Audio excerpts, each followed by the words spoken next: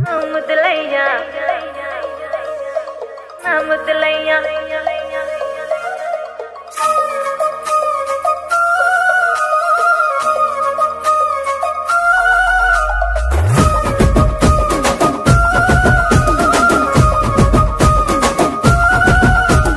గుట్ట కింద గుంపు సెట్ల నిండా చెయ్యి పట్టిన